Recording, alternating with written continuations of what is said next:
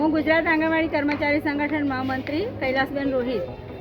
આજે ખંભાતની અંદર અમે જે ઓનલાઈન કામગીરી અમારા યુનિયન તરફથી દરેક ઘટકની અંદર સીડીપીએસસીને અમે નોટિસ આપી છે અગાઉથી કે અમે સરકારશ્રી દ્વારા જ્યાં સુધી અમને નવા મોબાઈલ આપવામાં નહીં આવે અને અમારી માંગણી નહીં પૂરી કરવામાં આવે ત્યાં સુધી અમે ઓનલાઈન કામગીરી કરવાના નથી, એનો બહિષ્કાર કરીએ છીએ.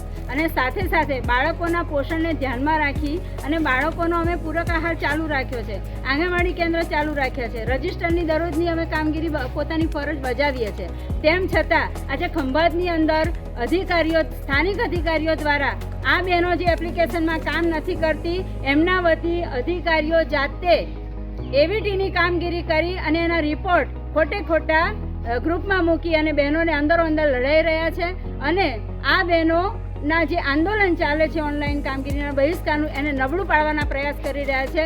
અને ફોન ઉપર અને મેસેજમાં ચોખ્ખી ધમકી આપવામાં આવે છે કે તમે હાજરી પૂરો, એવીટી કરો, નહીં તો તમારું વેતન કપાત કરવામાં આવશે, તમારું મસાલા બિલ આપવામાં નહીં આવે, તમારું રાશન આપવામાં નહીં આવે.